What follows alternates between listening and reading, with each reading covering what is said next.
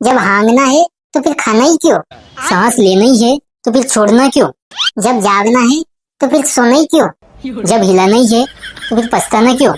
जब मोदी जी को जीतना ही है तो फिर वोट देना ही क्यों?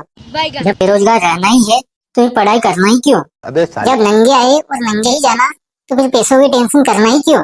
जब एक दिन मरना ही है तो फिर पैदा होना ही क्यों? जब कॉन्डम है तो फिर बच्चे पैदा करना ही क्यों? जब नंगा ही मरना है तो फिर कपड़ा पहनना ही क्यों? जब पैसा कागज का है तो फिर गरीब क्यों? जब स्कूल से आना ही है तो फिर जाना ही क्यों? जब पैसा खर्च करना ही है तो फिर कमाना ही क्यों?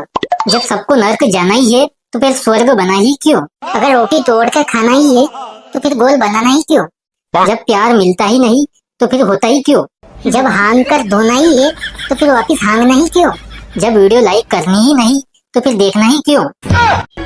बात कुछ समझ न आए।